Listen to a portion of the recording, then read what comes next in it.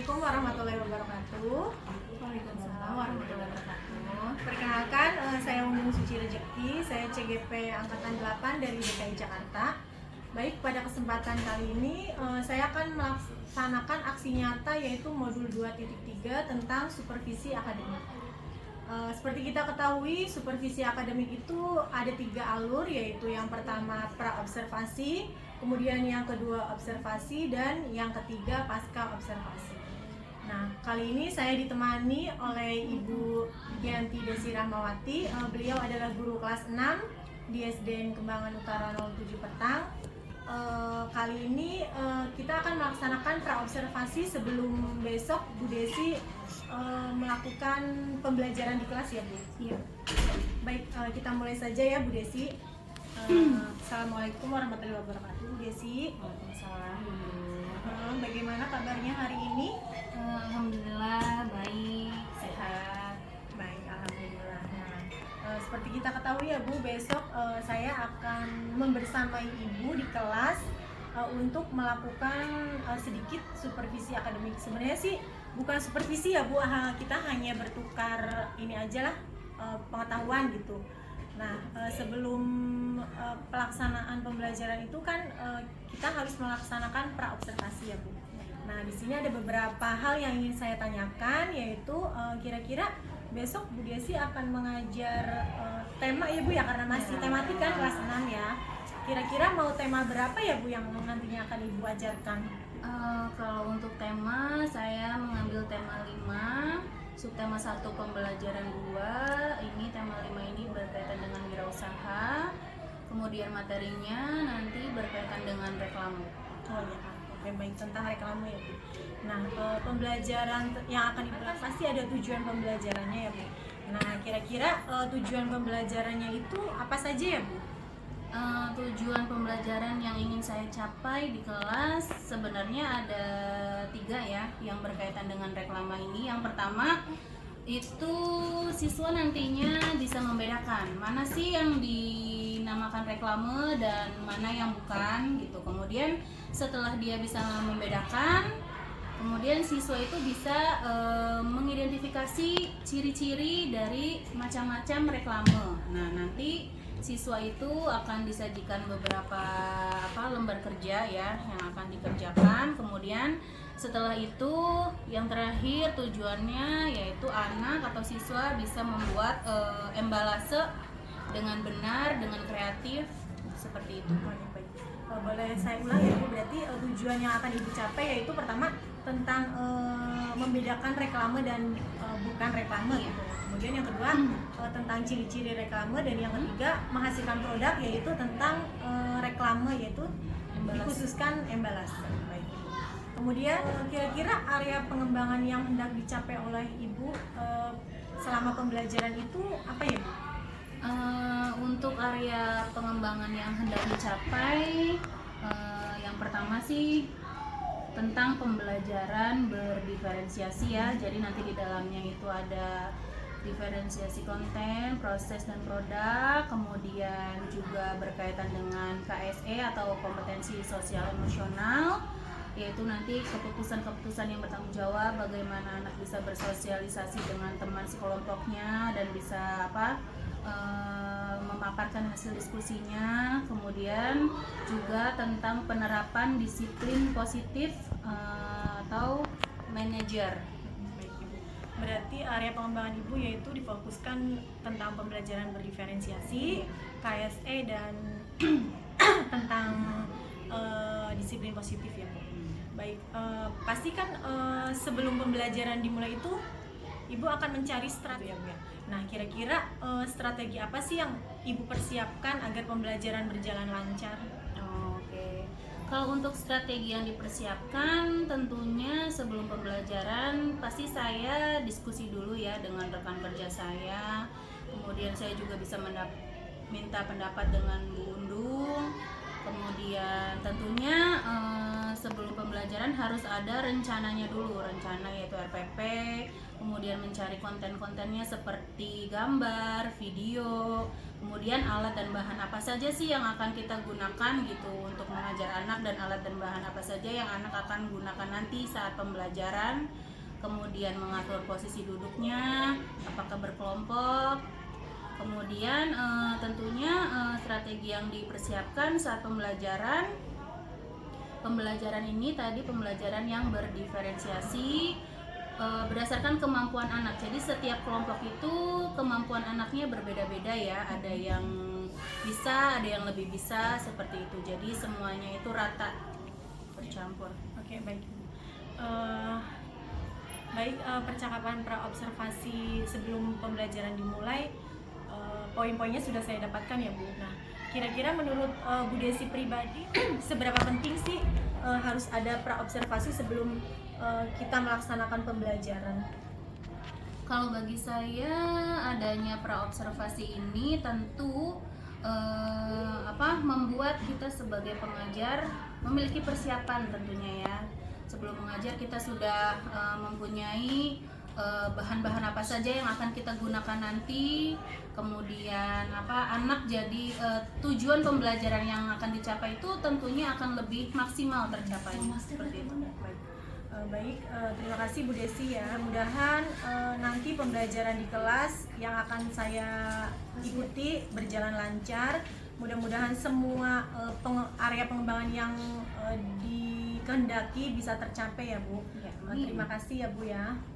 Baik, demikian alur pra-observasi yang saya laksanakan dengan Bu Desi. Semoga bermanfaat. Wassalamualaikum warahmatullahi wabarakatuh.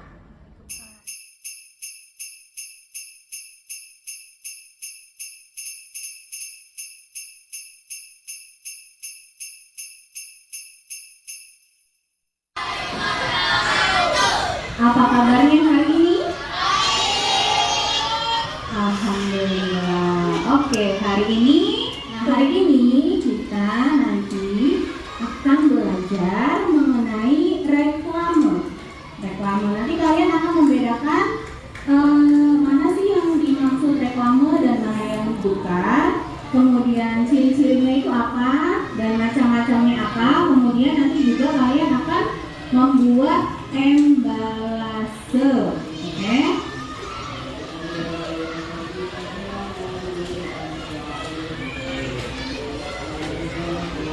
Nah, supaya kalian lebih fokus lagi, kita akan melaksanakan teknik stop. Ada yang tahu teknik stop? Teknik stop. Apa? Relaksasi. Ya, jadi nanti kalian harus menghentikan semua kegiatannya dulu, fokus, duduk yang tenang, bersender ke bangku. Nomor 1 berarti ini termasuk reklame. Kemudian yang kedua bukan, yang ketiga reklame, yang keempat reklame, dan yang kelima bukan. Jadi yang bukan itu nomor 2 dan 5. Dan yang termasuk reklame itu nomor 1, nomor 3, dan nomor 4. Kenapa kok kalian bisa tahu nomor 1, 3, dan 4 itu termasuk reklame? Ada yang sudah pernah lihat mungkin sebelumnya di jalan? Ya, nanti kita akan bahas lebih jauh ya. Tadi sudah dibuat kelompok, satu kelompoknya berisi 5 orang, jadi ada 6 kelompok. Sekarang Ibu akan membagikan kalian lembar kerja. Kelompok 1, mana kelompok 1? Kelompok 1, coba sekarang kalian tentukan nama kelompoknya mau sesuai nama-nama apa. Kelompok 2, ya kalian mau membuat embalase apa? Dengan tadi yang kalian bawa juga boleh ya. Contoh produk atau kemasan yang sudah kalian bawa boleh. Contohnya seperti itu boleh. Bebas.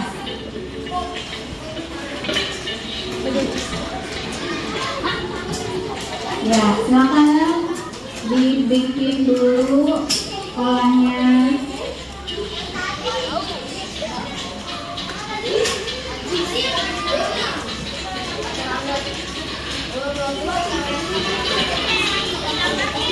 Ya, ayo silakan dibuat polanya, kemudian akan digunting, ditempel sesuai dengan bahasa yang mau kamu buat.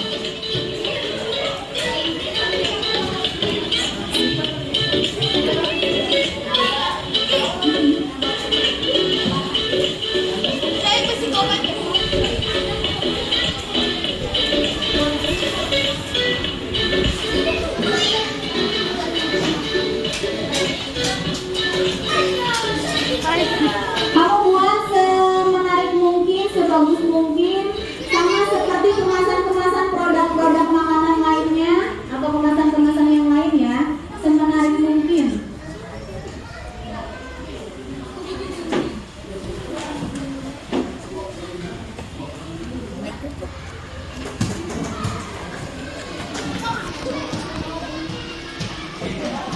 Kamu buat.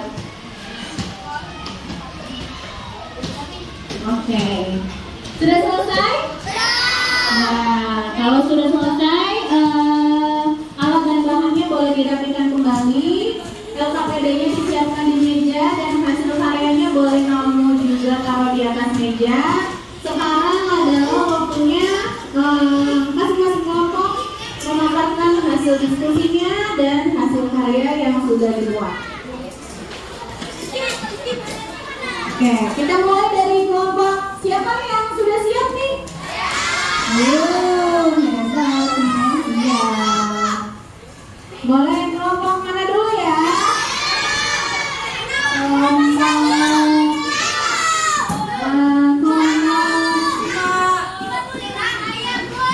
Kelompok 6 terlebih dahulu. Ayo silakan maju ke depan. Di bawah hasil karya dan LKPD-nya tadi di bawah.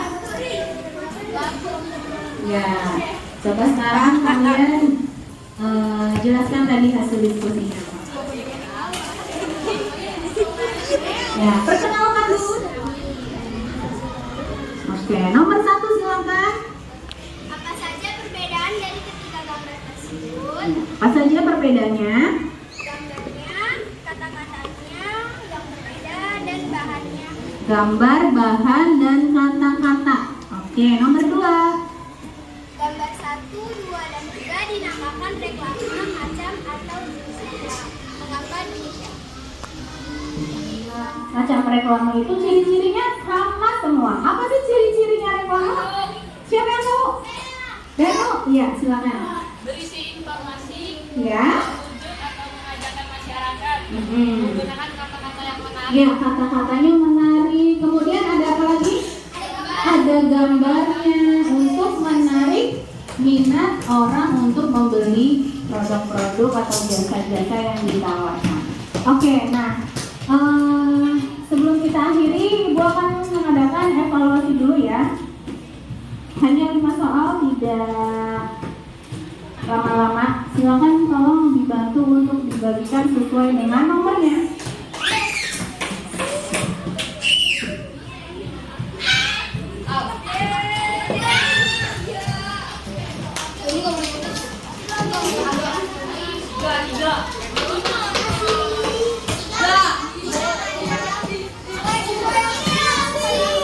Yuk, jangan lama-lama. Tolong dibantu ya. 1.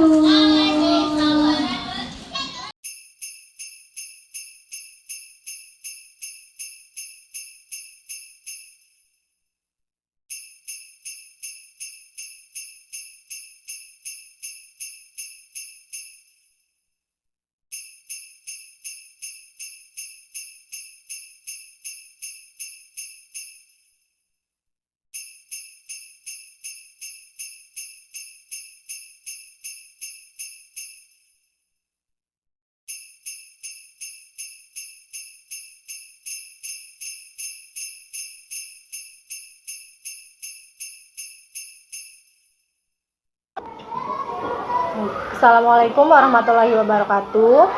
Perkenalkan, saya Undung Suci Rejeki, CGP Angkatan 8 dari DKI Jakarta.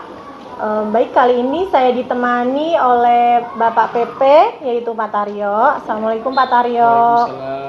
Dan Bu Guru yang cantik ya, beliau adalah guru kelas 6 yang bernama Ibu Desi Ramawati. Ya, beliau dari SDN Kembangan Utara 07 Petang. Assalamualaikum Bu Desi. Assalamualaikum Bu. Kali ini saya akan melakukan alur pasca observasi. Nah, kemarin 2 kali sudah melakukan alur, yaitu yang pertama pra observasi dan yang kedua yaitu observasi di kelas. Nah, kali ini akan sedikit percakapan pasca observasi yang sudah saya lakukan di kelas bersama Bu Desi. Ya Bu Desi ya? Iya betul Bu. Kita mulai saja. Selamat siang Bu Desi. Selamat siang Bu Undu. Baik. Kemarin Bu Desi sudah berproses ya Bu di kelas, yaitu melaksanakan pembelajaran berdiferensiasi dan KSE. Kira-kira bagaimana sih perasaan Bu Desi? Perasaan saya setelah mempraktekkan ya pembelajaran berdiferensiasi, kemudian kompetensi sosial emosional, tentunya saya merasa lega gitu, dan merupakan ini ilmu yang baru bagi saya gitu. Namun pastinya ada beberapa kekurangan yang tidak sesuai dengan angan-angan saya seperti itu. Baik. Nah, proses mengajar yang kemarin sudah Bu Desi laksanakan, kira-kira ada tidak sih hal baik yang Bu Desi rasakan gitu Bu? Pasti ada hal-hal baik yang saya rasakan, seperti sesuai dengan perencanaan pembelajaran kan memang pembelajaran yang berdiferensiasi ya, di dalamnya itu terdapat konten, proses dan produk, kemudian juga KSE seperti pengendalian kesadaran diri gitu. Jadi contohnya pada saat anak itu berdoa, kemudian berelasi ketika anak-anak itu berkelompok dengan temannya, kemudian bersosialisasi, berdiskusi seperti itu. Kemudian juga karakter tanggung jawab ya, ketika anak bisa memaparkan hasilnya ke depan seperti itu Bu. Baik. Oke Bu Desi, jadi pembelajaran berdiferensiasi dan KSE yang Ibu terapkan yaitu baik konten, proses maupun produknya sudah terlihat ya Bu ya? Iya, sudah. Nah, mungkin Bu Desi bisa ceritakan lebih detail lagi ke saya seperti apa sih proses pembelajaran berdiferensiasi yang produk, proses dan kontennya Bu? Iya, untuk pembelajaran berdiferensiasi yang pertama itu kan untuk konten ya. Kemarin itu materinya mengenai reklame. Nah, kontennya itu saya menyiapkan beberapa gambar. Itu gambar reklame dan bukan reklame gitu, dipaparkan di slide. Kemudian saya juga mempersiapkan video-video yang berkaitan dengan pembuatan reklame, kemudian menyiapkan juga alat-alat dan bahan apa saja yang bisa digunakan nantinya. Nah, untuk prosesnya anak-anak itu dikelompokkan sesuai dengan kemampuannya. Jadi di dalam kelompok itu ada yang pintar, ada yang sedang, seperti itu, semua kelompok rata ya. Kemudian untuk yang diferensiasi produknya tadi, jadi anak-anak itu tadi diminta untuk membuat embalase sekreatif mungkin, semenarik mungkin, sesuai dengan kemauan anak-anak tersebut gitu ya. Baik itu. Wah, sudah komplit ya Bu, mulai dari konten, proses dan kemudian menghasilkan produknya. Berdasarkan kemarin catatan saya saat observasi ya Bu ya, perencanaan awal Bu Desi itu ingin mengembangkan penerapan disiplin positif kepada anak. Nah, kira-kira hal baik apa sih yang sudah Ibu praktekkan untuk kegiatan disiplin positif? Oke, untuk disiplin positif ini ketika ada anak yang pada saat pembelajaran ya, ketika ada anak yang mengalami kesalahan, tentu untuk menerapkan disiplin positif kita tidak langsung memarahinya gitu ya. Jadi kita harus memberikan penguatan bahwa setiap orang itu pasti pernah melakukan kesalahan. Jadi itu adalah hal yang wajar. Ini adalah sebuah proses. Kamu pasti akan bisa melewati dan kamu pasti akan bisa mengerjakan semua itu gitu, tugas-tugas atau apapun gitu ya. Seperti itu. Baik, jadi menurut Bu Desi, kira-kira penerapan disiplin yang Bu Desi laksanakan itu bagaimana Bu? Apakah sudah sempurna atau bagaimana? Kalau menurut saya untuk penerapannya, kalau dibilang sempurna masih cukup jauh ya Bu ya. Jadi mungkin memang masih butuh perbaikan-perbaikan ke depannya pada saat pembelajaran seperti itu. Nah, tadi kan Ibu sampaikan ya perlu perbaikan untuk pembelajaran selanjutnya. Kira-kira menurut Ibu dari apa sih sisi yang mana yang perlu diperbaiki seperti itu? Kalau menurut saya salah satunya kemarin itu pada saat berkelompok, untuk posisi atau tempat duduk anak ketika berkelompok, ada anak yang memang membelakangi guru gitu. Jadi memang fokusnya kurang, kemudian pasti anak juga akan merasa susah untuk menerima materinya gitu ya. Gitu. Nah, jadi masih ini ya Bu ya tentang posisi duduk ya Bu ya. Tempat duduk. Nah, kira-kira untuk penerapan disiplin positif juga seperti itu sama. Sama. Kira-kira dari kekurangan-kekurangan tadi yang Ibu sampaikan, kedepannya Ibu mau melakukan apa ya Bu? Kalau saya pasti dari kesalahan itu tentu ada perbaikan ya. Perbaikannya tadi kalau untuk tempat duduk denahnya mungkin saya mengatur tempat duduknya itu agar semua kelompok itu bisa melihat ke arah gurunya gitu, jangan membelakangi seperti itu. Bisa saja kan letter U berkelompok letter U, jadi semua anak bisa menghadap ke depan seperti itu. Kira usaha atau niat yang dari Ibu laksanakan mau mulai kapan ya Bu?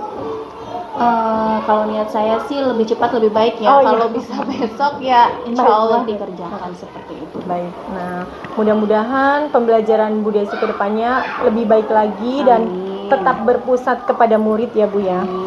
Terima kasih ya Bu untuk waktunya, sedikit waktunya saya merepotkan. Mohon maaf ya Bu kalau ada salah. Baik, demikian percakapan pasca observasi yang saya lakukan dengan Bu Desi. Apabila ada kesalahan mohon dimaafkan. Terima kasih. Wassalamualaikum warahmatullahi wabarakatuh. Waalaikumsalam.